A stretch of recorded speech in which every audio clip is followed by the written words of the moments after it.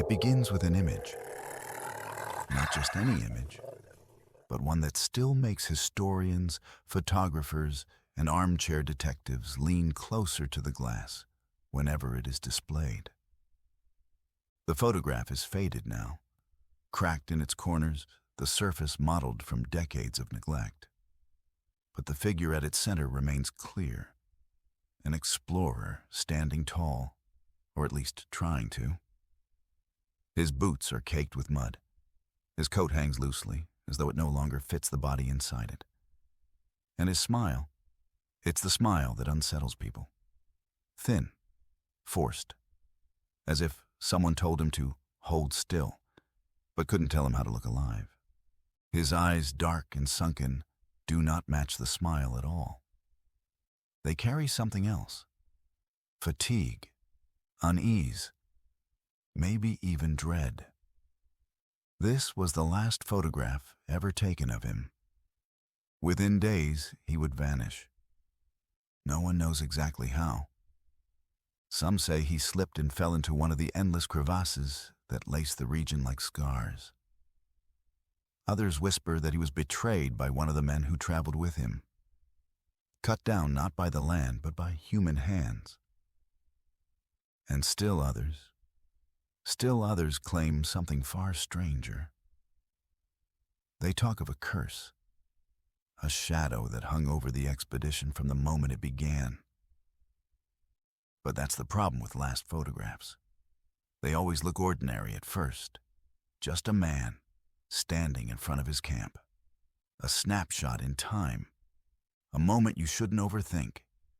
Yet when you know what comes after, when you know this smiling, weary man was about to vanish without explanation, you can't look at it the same way again. It feels less like a photograph and more like a warning. The hook of the image. The picture has been studied for over a century. Archivists, historians, even body language experts. Each one claims to see something different. Some insist he knew what was coming, that his tight smile was the mask of a man already aware of his fate. Others see only exhaustion. Weeks in the wilderness, living off meager rations, battling storms, and pushing further than any sane person would go. It would break anyone down. But there's something else. Something small, something easy to miss. In the blurred edges of the photograph, just over his shoulder, there appears to be movement. Most call it nothing more than the effect of light bleeding into the camera lens. A flaw in the development of the plate. But to others, it looks disturbingly like a shape. Not human, not animal.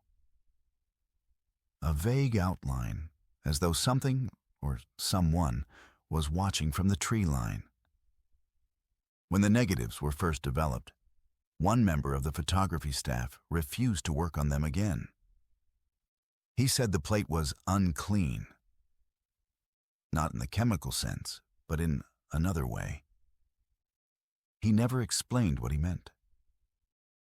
The explorer himself. Who was he? His name, once printed in newspapers, has faded from most people's memory. But in his own time, he was seen as bold, adventurous, a man chasing discovery in an age when most of the map had already been filled.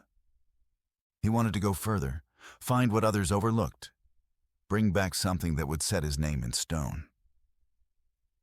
And maybe that was the problem. Ambition like his came at a cost.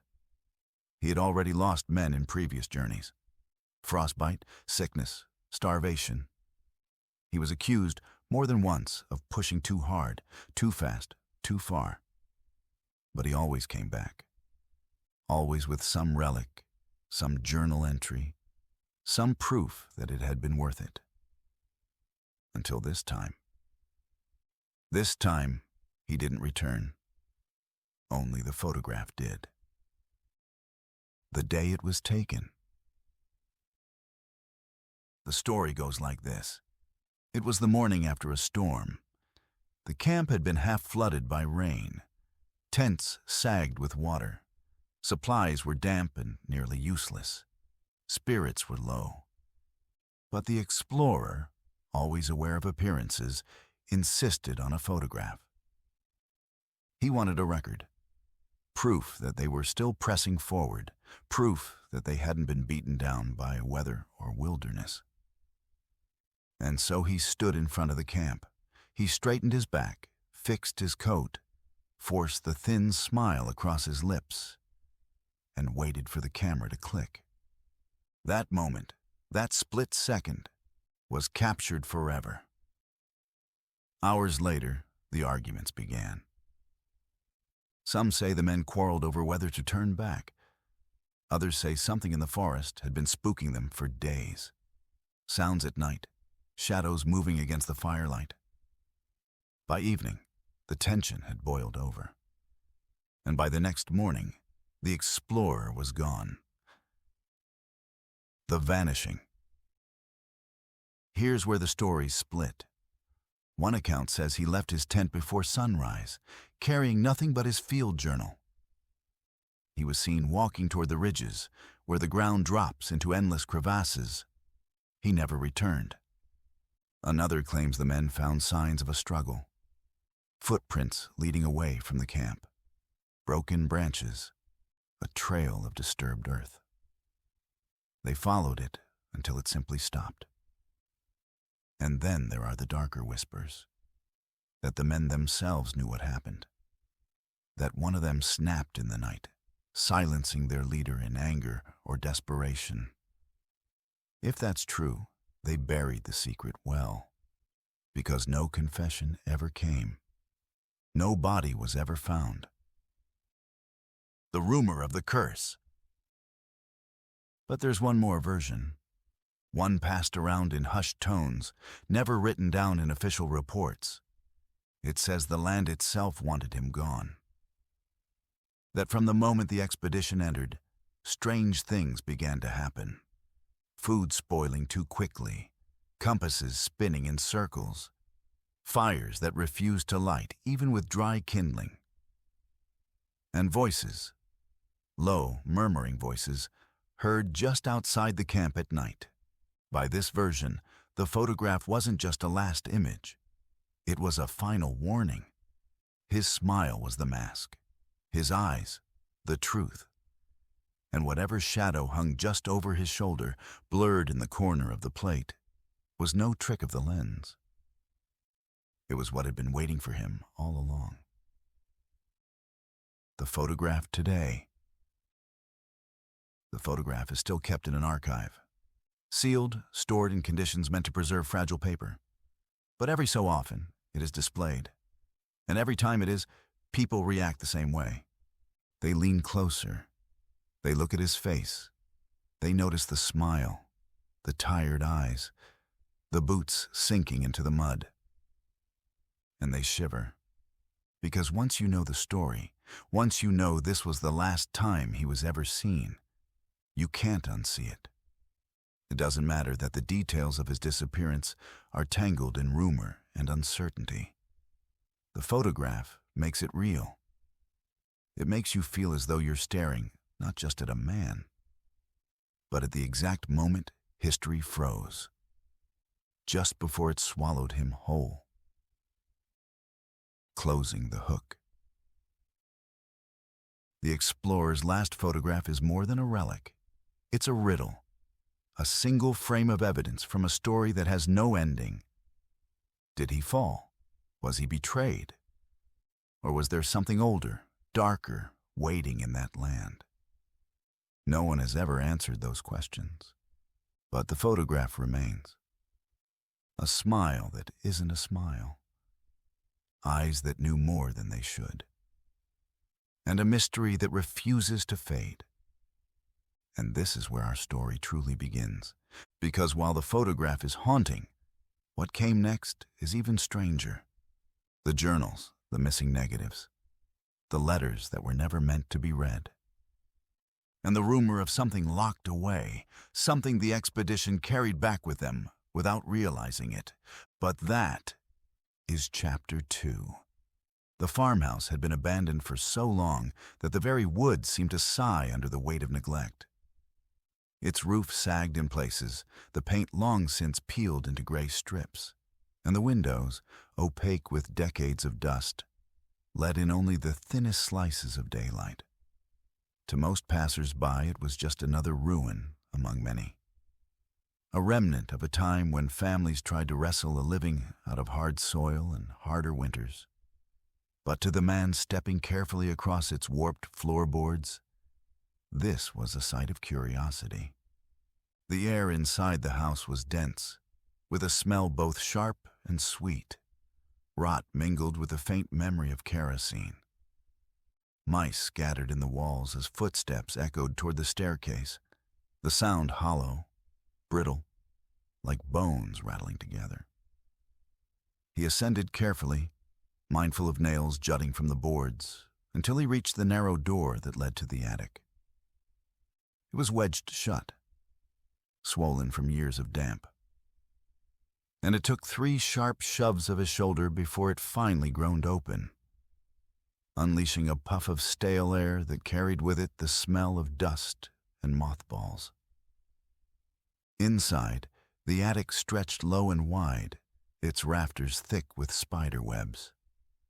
Shafts of late afternoon light cut through a small window, illuminating the suspended particles of dust so that they swirled like ash.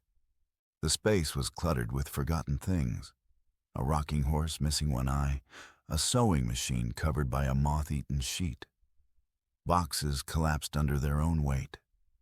And there, against the far wall, half hidden beneath a heap of yellowed quilts, sat a trunk. It was larger than a traveling case, but smaller than a steamer chest. Its leather covering had cracked into a mosaic of brittle scales, and the iron latches, though dulled by rust, still seemed to hold with grim determination. On its lid, faint initials were burned into the hide. H.R. The marks were shallow, almost rubbed away, as though time itself had tried to erase the memory of whoever had owned it. The man knelt. His gloved hand brushed away the dust, revealing scratches along the lid, marks not unlike fingernails dragged across leather. He hesitated, then unlatched it. The clasps resisted for a moment, before snapping open with an echo that seemed too loud for the cramped attic. When the lid creaked upward, the smell that escaped was strangely clean, like paper sealed away too long, mixed faintly with the metallic tang of old film. Inside lay a carefully arranged archive. At the top, stacked neatly, were packets of glass negatives wrapped in tissue paper. Beneath them, a row of envelopes sealed with dark red wax, the impressions blurred beyond recognition. A pair of cracked spectacles rested in one corner, alongside a fountain pen whose nib was bent like a broken tooth. At the very bottom, wrapped in oilcloth, was a leather-bound notebook, its cover blistered as if it had been exposed to heat. The man reached for one of the negatives first. It was cool against his skin, the glass surprisingly intact after so many years. Holding it up to the weak light, he squinted. The image revealed itself slowly. A barren stretch of land, flat and windswept, with tents pitched in the distance. The camp of explorers, perhaps. In the foreground, a man stood stiffly, his face pale and overexposed, as though the photograph had not wanted to capture him clearly. He sifted through another. This one showed a forest, the trees skeletal against a washed-out sky. Another showed men gathered around a fire, their expressions blurred, their outlines faint, as if they had been moving when the picture was taken. A fourth showed a sled half buried in snow, the harness trailing into emptiness where the dogs should have been. Each negative seemed ordinary enough, the kind of images one would expect from an expedition. Landscapes, tools, the proud but weary faces of men at work. Yet, there was something in them. A faint distortion, as though the camera had captured not only the visible world, but also its shadows. He set them aside carefully and turned to the envelopes. One broke easily under his touch, the wax flaking like dried blood. Inside were letters written in a tight, hurried hand. The ink had bled in places, the words smudged by moisture, but certain phrases stood out. The men speak of whispers on the wind. I have seen shapes in the fog that do not move as fog should. The longer we stay, the more it feels the land watches us. The man frowned. Expedition notes, perhaps. Accounts of hardships dressed in the language of superstition. He folded the letters back into their sleeve, unsettled by their tone. And then he noticed something. Beneath the neat stack of negatives lay one that had been wrapped separately, bound not in tissue, but in a scrap of cloth knotted tight. It was the only item in the trunk that seemed to want concealment. With care, he unwrapped it. Immediately he knew it was different. The glass was darker, the emulsion clouded with streaks that looked almost organic. Holding it to the light, his breath caught. The image did not present itself as cleanly as the others. Instead, it bled into view like something reluctant to be seen. At first, he thought it was another camp scene. A tent sagging under snow, a figure standing nearby. But the longer he looked, the less certain he became. The figure's proportions were wrong. Too long in the limbs, too narrow in the torso. Its head was tilted at an impossible angle, the shadow beneath its jaw stretching like a wound across the ground. The tent behind it seemed to bow inward, as if leaning away. He lowered the glass, heart thudding. When he glanced again, the image seemed to have shifted. The figure was closer to the foreground now, its face blurred into an inhuman smear. He blinked rapidly, convincing himself it was a trick of the light, the kind of distortion old negatives often produced. Yet something in his stomach churned with a primal unease, an instinct that whispered, this was not meant to be seen. He set the negative down and rubbed his eyes. The attic seemed darker now, though the sun had not yet set. The air carried a chill that had not been there before. He reached for the notebook, its cover blistered and warped, and cracked it open. The pages inside were brittle, filled with cramped handwriting. Only fragments were legible. Cannot shake the sense of being followed. The men grow restless. One swears he hears singing beneath the ice. The camera caught more than it should. I beg whoever finds this to leave it shut. A board creaked in the corner of the attic. He froze, his breath caught in his throat. Slowly, he turned, half expecting to see another person crouched in the shadows. Nothing. Only the rocking horse, its single painted eye gleaming dully in the dimness. But the atmosphere had shifted. The light bulb dangling from the ceiling flickered once, twice. Dust swirled in sudden gusts, though no window was open. He tried to steady himself, but the hair on his arms prickled as if charged with static. He reached for the strange negative again, intending to slip it back into its cloth, but his hand shook. The glass was icy cold now, as though it had been lying in snow rather than sealed in a trunk. The bulb flickered violently overhead, plunging the attic into brief darkness before flaring back to life. For a split second, in that in-between glow, he thought he saw movement, Something tall and hunched in the corner, something that ducked away as the light steadied. His breath came fast. The bulb sputtered again, humming angrily. The rocking horse shifted slightly, though no hand had touched it. The shadows seemed to crawl closer along the beams. And then, with a final crackle, the attic light went out.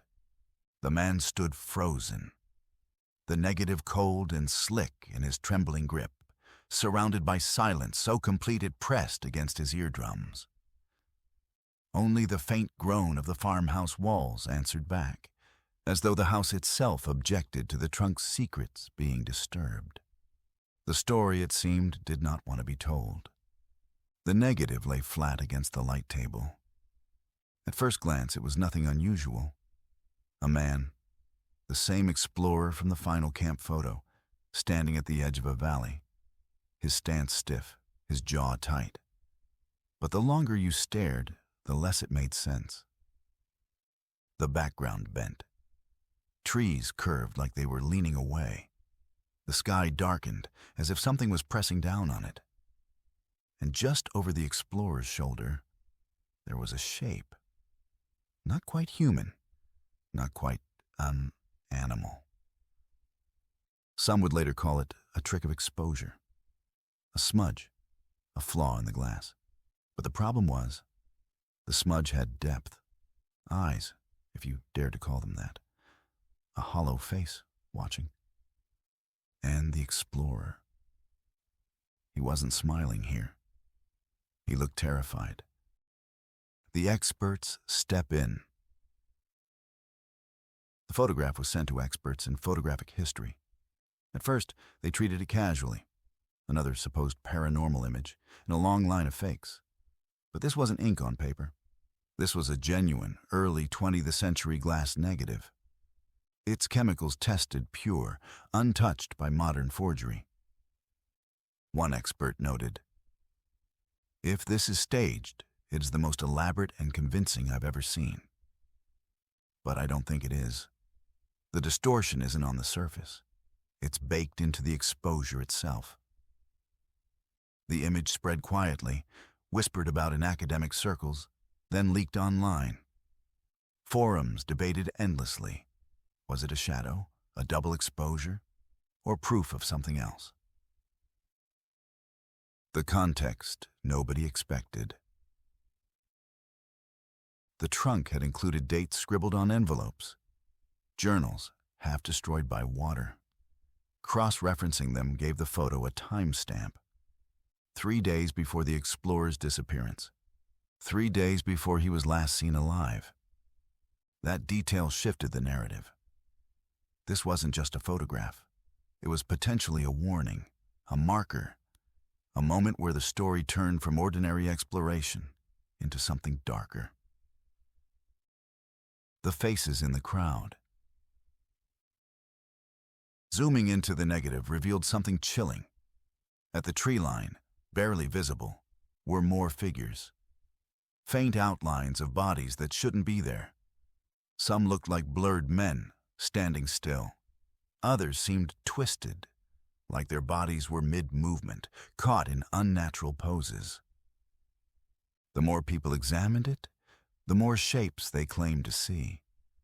One saw a woman in a long dress, head tilted. Another swore there was a child clinging to the shadows. Someone else noticed that all of them, every faint figure, seemed to face the explorer. It wasn't him watching the land. It was the land watching him. Echoes of folklore. The valley in the photograph wasn't nameless. Locals had always told stories about it. The land was said to be cursed, not just once, but over and over across generations. Hunters vanished. Entire camps abandoned overnight. And there was a particular phrase passed down in whispered warnings. The Watchers of the Valley. The photograph seemed to line up with the folklore. The explorer had stumbled into a place the locals avoided, where watchers were said to stand between the living and the dead. What was once dismissed as rural superstition suddenly matched what the negative showed. The Explorer's Journal. Tucked behind the negative was a page from the explorer's notebook, water-damaged, but still legible in parts. One line read clearly, "They are in the trees tonight. Not men, not animals. They wait." Another, "I hear footsteps when I move. They don't echo mine." And finally, scrawled at the bottom, "If this photograph survives me, let it be proof. I was not alone." The handwriting was shaky, uneven, as though written in fear. The doubts, skeptics argued, handwriting could be forged. Folklore exaggerated. The figures in the negative, pareidolia, the human brain seeing shapes where none exist. But one detail silenced many critics. The photograph contained light sources that didn't belong. Tiny flares in the trees, as if lanterns burned in places where no one should have been. Except, lantern light leaves a glow. These lights had none. They were sharp, cold. One expert, after weeks of analysis, admitted reluctantly, "This isn't natural light. Whatever it isn't consistent with any photographic process of the time." A photograph that moves. Strangers still, some who viewed the image long enough, swore it changed. Not drastically, but the shadows seemed to shift if you stared too long. Faces sharpened. The smudge behind the explorer leaned closer. Was it psychological? Suggestion? Or something trapped inside the negative itself? A journalist described the experience. "I don't believe in ghosts. I never have. But when I looked at that plate, I felt sick. Not scared, sick. Like I was intruding on something that didn't want to be seen." The family connection. When the trunk was traced back, it led to distant relatives of the explorer. They knew of him, vaguely. A family story of a man who went missing and whose body was never recovered. But none of them had ever seen the photographs. One elderly descendant, when shown the negative, reportedly turned pale. "It's the valley," she whispered. He was warned not to go there. Everyone in the family knew. We don't talk about it." Pressed for details, she refused to say more. She died 2 months later. The missing plate. Even more unsettling, there should have been a second negative. The journal hinted at it. "Tomorrow I'll try again. A clearer picture, if they let me." But that plate was gone. Lost, or perhaps taken. The set in the trunk jumped from one day to the next, skipping the one where he promised another attempt. Which raised the question, if this photo was already terrifying, what exactly did the missing one show? The photograph should not exist. Not in its clarity. Not with its strange lights. Not with figures matching a legend whispered long before the explorer set foot there. And yet, it does exist. Fragile glass that refuses to break. Proof, or illusion, of something no one has been able to fully explain. As one historian put it, the photo doesn't just capture a moment. It captures a warning. And the explorer knew it. But the warning wasn't enough, because within 3 days, he was gone. The question lingers. Did the photograph predict his fate? Or cause it? The trunk should have been nothing more than a relic. An explorer's forgotten belongings. A museum piece waiting to be catalogued. But the photograph, the one wrapped in its own paper sleeve, was different. The archivist who first held it in gloved hands described a sensation that made no sense. She said the glass was colder than it should have been, as if it had been pulled straight from ice. But this attic was hot, the air heavy with dust. When she held the plate up to the light, the room seemed to dim, as if the negative drank in the brightness rather than reflected it. At first, it seemed to show a camp. Simple. A tent pitched against a barren slope. A man, likely the explorer, stood near a wooden crate. But the more she stared, the less she could explain. The shadows didn't align. The sun, judging by the sharpness of other objects in the image, should have been falling from the west. Yet the explorer's figure cast no proper shadow at all. Instead, behind him, a stretched, elongated silhouette bent in the wrong direction. It wasn't shaped like him. It wasn't shaped like anyone. It was thinner, distorted, its head stretched too tall, and, though this could have been a crack in the plate, its hands seemed too long. The archivist tried to dismiss it. She logged the item, gave it a number, and placed it back in his paper. Yet when she closed the catalog, she wrote an extra note to herself in the margin. Do not stare too long. The negative didn't remain in storage for long. A local historian, hearing about the trunk's discovery, requested access. He was fascinated by the explorer's disappearance. He wanted to see what traces were left behind. When the archivist warned him about the strange feeling the negative gave her, he laughed. Old glass. Light tricks. Nothing more. But when he placed it on the illuminated table and leaned over, the laughter stopped. He said later that he felt his stomach tighten, as though he were falling. His head grew light. His ears rang. And there it was. The shadow. Too tall, too thin, standing just behind the explorer in the photograph. What disturbed him most wasn't its shape. It was the fact that it seemed to be facing the explorer, not the camera. As if the shadow wasn't something cast, but something that had turned to watch him.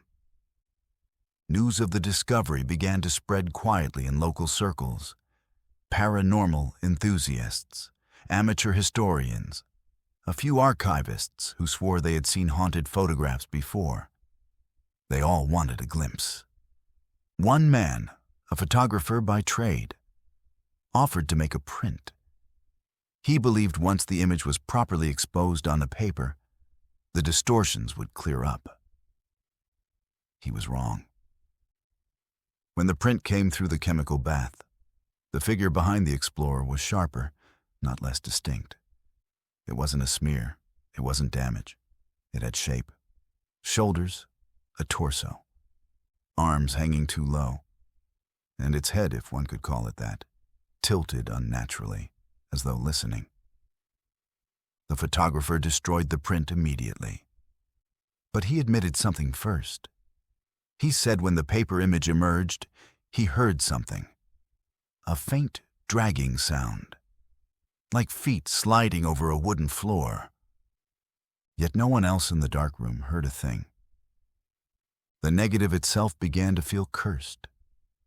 The archivist who first handled it reported strange disturbances in her home. Her radio, left unplugged, clicked on in the middle of the night.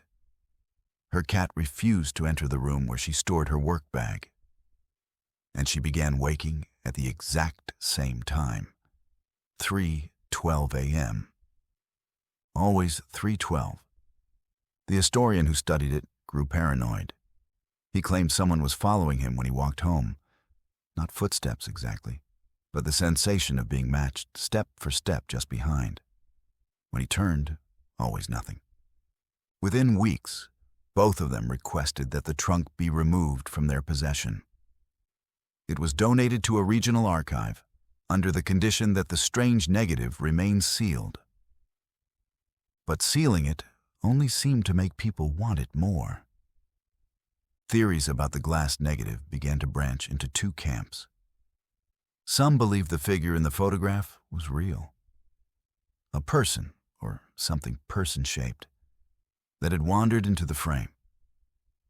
Something living, standing behind the explorer. Perhaps a member of the expedition who wasn't accounted for. Perhaps a killer. Others thought differently. They argued the negative had captured something invisible to the naked eye, a glimpse of a presence that haunted the camp, a spirit exposure. After all, early photography was infamous for ghostly accidents. Long shutter times could create blur, faint figures, smudges of movement. But this was too sharp, too clear. It wasn't a blur, it was watching. Skeptics tried to dismantle the mystery. One scientist who examined the plates suggested a double exposure. Maybe two moments of light accidentally overlapped, creating the strange shape. But even he admitted the direction of the shadow was impossible. Another expert pointed out that explorers sometimes documented local rituals. Perhaps the figure was an intentional addition, part of a staged photograph meant to look eerie. Yet, if that were true, why wrap the plate separately? Why seal it in paper, apart from all the others? And why did everyone who stared at it too long feel unsettled? One story persisted, whispered among archivists who worked late. They said if you stared at the glass negative in total darkness, letting only the faintest light leak across its surface, the figure seemed to move. Not a full step, not a shift you could film. Just a tilt of the head, a bend of the spine, a small change in posture. Enough to convince the watcher that whatever it was, it had noticed them back. The negative's reputation only grew when someone tried to digitize it. A technician scanned the image, fed it into a computer, and adjusted the contrast. The moment he did, the program froze. The screen filled with static. When it cleared, he swore the shadow wasn't just behind the explorer anymore. It was closer, closer to the lens, closer to him. By now, the story of the explorer had been overtaken by the story of the photograph. It wasn't about the man anymore. It was about what followed him, what stood behind him in his final days. The trunk in the attic was no longer a curiosity. It was a warning. Every hand that touched it seemed to leave with unease. Every eye that lingered on the glass carried away the same question. Had the camera captured a moment in history? Or had it opened a door to something that should have remained unseen?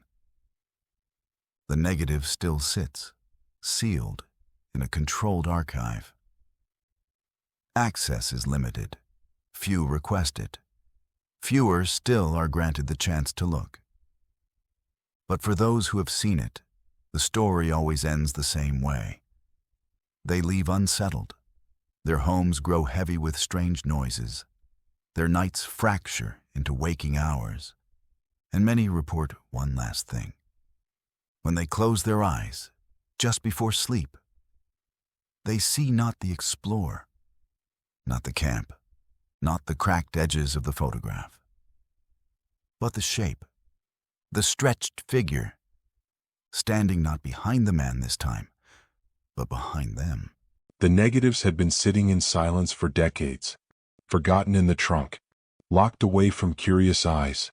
But now, after years sealed in the dark, someone decided to bring them back to life. The historian who found the trunk couldn't resist. He wanted to see what the explorer had seen. So he brought the glass negatives into his private darkroom. Red light filled the space. The smell of chemicals. The quiet sound of dripping water. This was no ordinary restoration. It felt almost ritualistic. At first, the photographs appeared normal. Images of mountains, a riverbed, the camp scattered with tents. But then the wrapped negative was unsealed. the one that had been set apart, the one that felt wrong.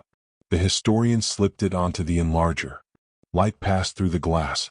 A faint image began to bloom on paper. Slowly details formed. At first it looked like the explorer standing beside his tent. His face sharp, his hands gripping something in the shadows. But as the image darkened, something else appeared. Behind him, half hidden in the trees, was a figure.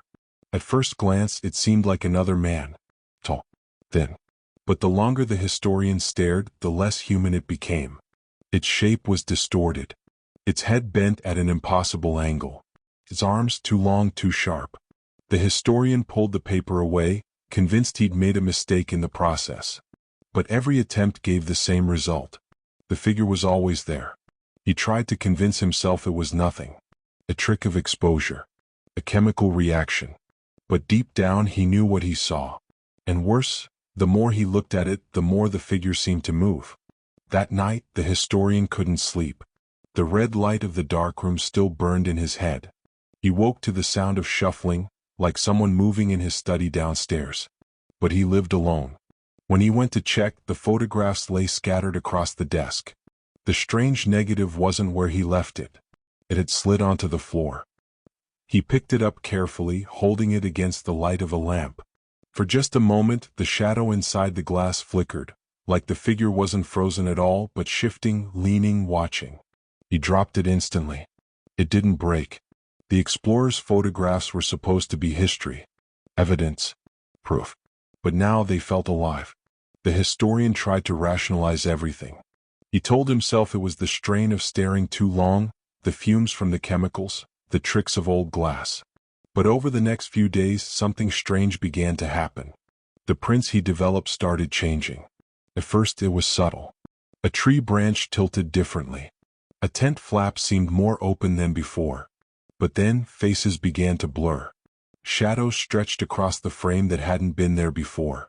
In one print, the explorer's smile vanished completely. Each time the historian entered the darkroom, the photographs seemed to shift further, as though they were developing themselves. He reached out to a friend at the museum, a fellow archivist. The man laughed at first, calling it a chemical error. Old negatives can play tricks, he said. But when he saw the figure in the print, his face changed. He didn't laugh. He didn't say a word. He just set the photograph down and pushed it away. Finally, he whispered, This looks familiar." The historian pressed him. The archivist hesitated before continuing. "We've seen shapes like this before. In other photographs. From different expeditions. Always explorers who vanished." The historian felt his stomach turn. Later that evening, he locked the photographs away. He told himself he was done. But the darkroom had a pull. The red light, the chemicals, the way the images appeared from nothing. It was addictive. And he needed answers. So he developed again. Only this time, the figure wasn't standing in the background anymore. It was closer. Behind the explorer. Leaning toward him. The next print showed it closer still. And then one final print stopped him cold. The explorer was gone. Vanished from the frame. Only the figure remained, sharp, clear, undeniable. The historian dropped the paper in shock. His hands trembled. And then he noticed something worse. The darkroom door was closed. He was certain he had left it open. And from behind him, through the red light, came the sound of slow, deliberate breathing. The chapter ends here, leaving us with the chilling realization that the photographs don't just document the past. They may be bringing something from it. Something that doesn't want to stay inside the glass. The guides had warned them not to travel too far past the valley. But curiosity has always been stronger than caution. By the 7th day of retracing the explorer's steps, the team found themselves at the edge of a vast glacier. The ice stretched endlessly, gleaming under a gray sky. At first, it seemed silent, just frozen water locked in time. But then, the sound began. It wasn't wind. It wasn't the cracking of shifting ice. It was lower, stranger. A hum, almost like a deep voice buried beneath centuries of snow. The first to notice was Mara. She pulled off her hood and tilted her head, her breath fogging the cold air. "Do you hear that?" she asked. At first, the others shook their heads.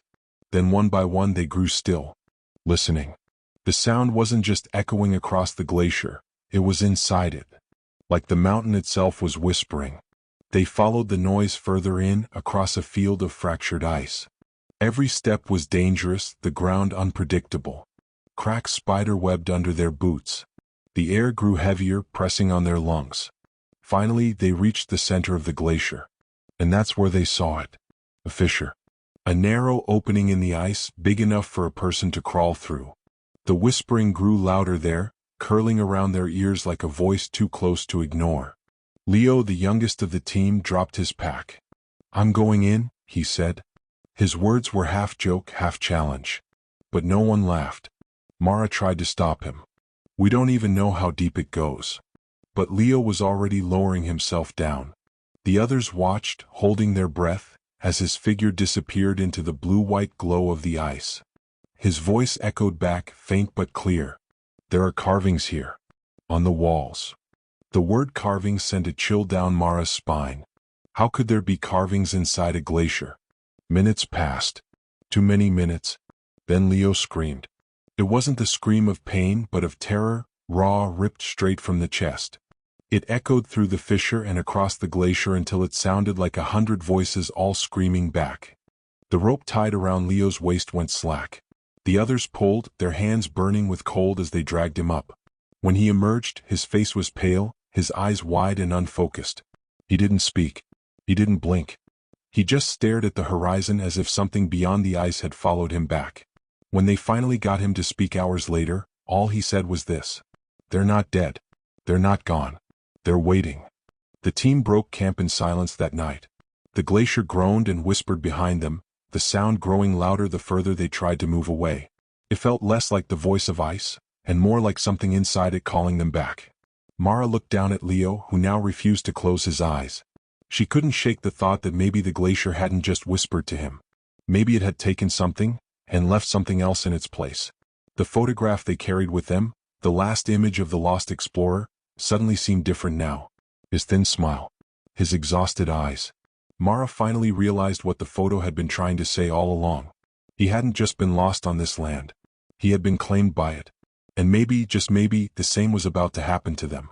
The letters and journals had been strange enough. The photographs had been unsettling. But the voice recordings? They pushed everything into another realm. It began with a spool of brittle wax cylinders. Found at the bottom of the trunk, nearly hidden under a false lining, as if someone never wanted them discovered. On their sides were faint scratches, dates, names, some etched deep, others almost worn smooth. Whoever carved them must have been in a hurry or in fear. When the archivist placed the first cylinder on the phonograph, the sound that emerged was not what anyone expected. No music. No lectures. No routine dictations. Instead, static, deep and grating. Then, beneath it, the faintest trace of a man's voice. It wasn't reading. It wasn't reporting. It was whispering. The words were broken, fragmented, as if the speaker knew he wasn't alone.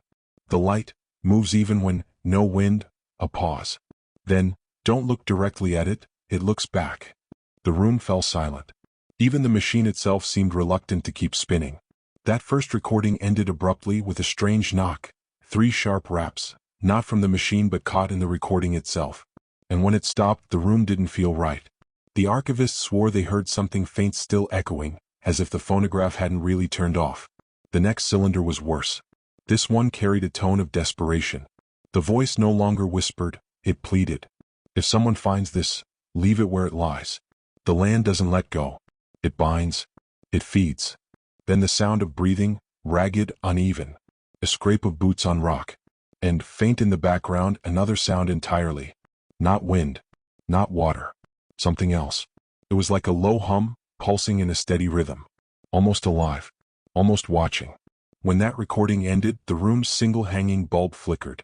Not once, not twice, but in a steady sequence. 3 flashes, a pause, then 3 more. A Morse code? Or something mocking the attempt at communication. The archivist stopped there. They said the cylinders were too fragile, that further playback risked destroying them. But in truth, none of them wanted to hear the rest. The few who had been present didn't sleep that night. Some swore they heard faint scratches outside their homes. Others claimed their telephones rang at odd hours, only to deliver silence when answered. But here's where the story shifts, because one of them, against the advice of the others, took a cylinder home. He wanted to listen alone without the eyes of his colleagues watching. He thought the fear in the room was exaggeration, that the atmosphere had fueled their imaginations. He was wrong. Neighbors later reported hearing the phonograph spin long past midnight. Then, around 3 in the morning, a sound that didn't belong to any machine. A shrill, metallic cry that cut off without warning. The next day his house stood silent, locked from the inside. No trace of him remained, except for the phonograph still spinning an empty turn. The cylinder he had played was gone. Here's where things get even stranger. In the weeks after, reports came in of telephone wires humming at night. Lines that carried no calls buzzed as though something was trying to speak through them. Farmers living near the ridge where the explorer vanished claimed they heard voices on the wind, not whispers but full conversations, though the words never made sense. And one family swore their radio, long broken, began turning on by itself at dusk, playing only static that rose and fell like breathing. Some began to wonder, had the explorer not just disappeared into the wilderness, but into something that lived inside the air itself? Something that clung to wires, wind, and sound? The most unsettling evidence came from the last remaining cylinder that archivists dared to play. On it, the explorer's voice cracked and nearly broke. It doesn't end. Even silence carries it. Even when you stop listening, it still hears you. Then a pause. Then a voice that was not his. It was low, layered, like more than one mouth speaking at once. And it said a single phrase, clear, deliberate. You are not alone. The cylinder cracked at that very moment, splitting down its center as though whatever had spoken wanted the message preserved in memory but not in object. The archivists sealed the remaining cylinders away after that. Some argue they were destroyed. Others whisper they were locked in the archives beneath the city, far from light and air. But every so often, someone claims they've heard one resurface. A recording on an old reel. A sample hidden in forgotten radio waves. Always carrying the same message. The explorer may have vanished. His body may never have been found. But his voice, his fear, lingered. Passed through wires. Through static. Through silence. And the question that chapter leaves us with is simple. If voices can carry across time and space, trapped in wires and air, then whose voice might be listening to you right now? It began quietly, almost imperceptibly, like the faint tick of a clock in an empty house. The first archivist noticed it in his equipment. His digital recorder, brand new, would inexplicably cut off mid-sentence whenever he described the negatives.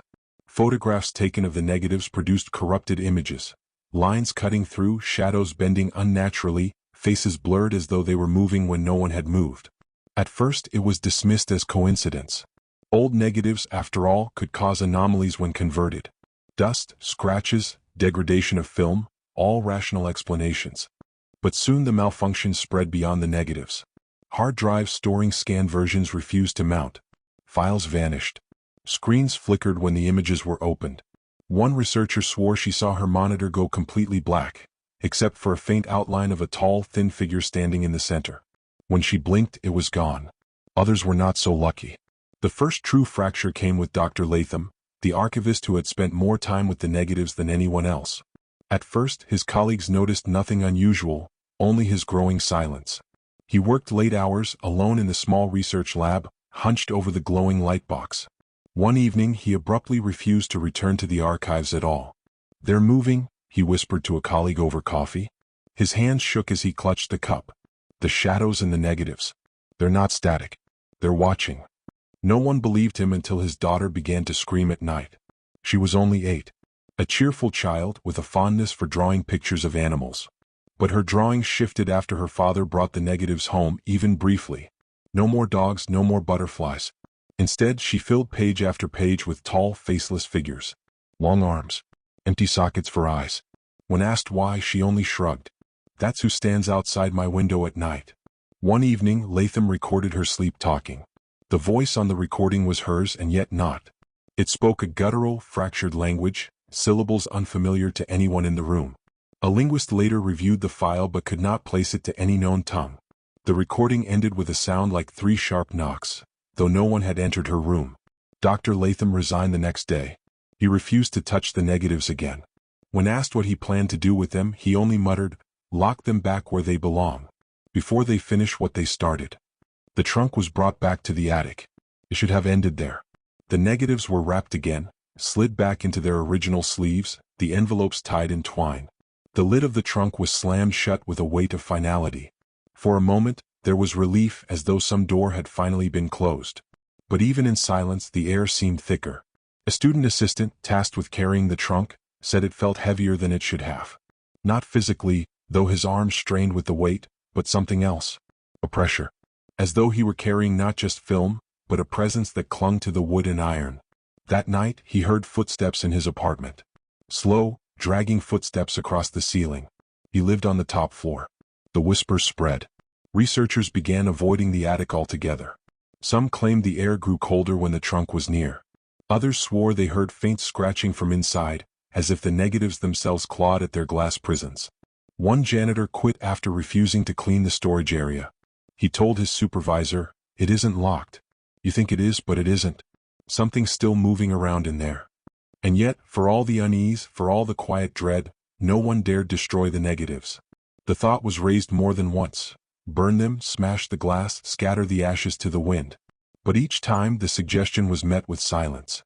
An instinct lingered among them all, the fear that destroying the negatives might not kill what they contained.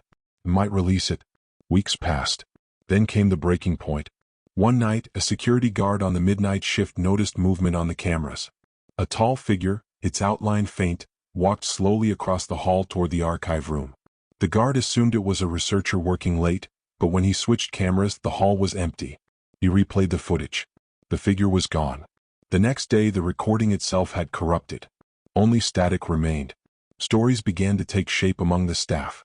A tall figure outside the window of the reading room. Lights flickering in the attic even when the electricity was cut.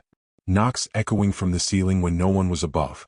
One night, a historian reviewing copies of the photographs stopped mid-sentence, his face pale. He turned the image toward his colleagues. "Look," he whispered. It was the explorer's camp photograph, the one everyone had seen countless times. But in the far corner, where once there had been only trees, something else had appeared. A tall silhouette, thin as a shadow but darker. More defined. Its head seemed to turn toward the camera.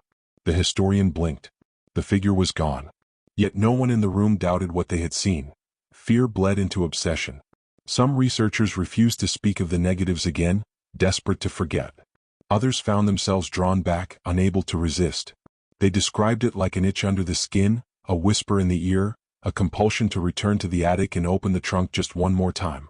The shadow had never been trapped. It had only been patient. The final straw came with Mrs. Kerrigan, an elderly archivist who had worked for the institution for over 40 years. Known for her calm nature, she was respected by all. She had never once given in to superstition. But after her night with the trunk, she walked into the director's office pale and trembling. "I heard him," she said simply. "Not a shadow. Not a trick of the light. Him. Walking up the attic steps. I felt the boards bend. He stopped right behind me. And when I turned..." She didn't finish her sentence. Her voice broke into sobs. She retired that very day. The attic was sealed. Officially due to structural issues. But those who had been there knew better. They knew the trunk sat waiting, untouched, yet never silent. Even now, when the wind rises, those who live near the farmhouse swear they hear the creak of footsteps above them, pacing slowly, endlessly, as though the shadow remembers every name of those who dared disturb it. The shadow was never truly trapped. It had simply waited. And now it had returned.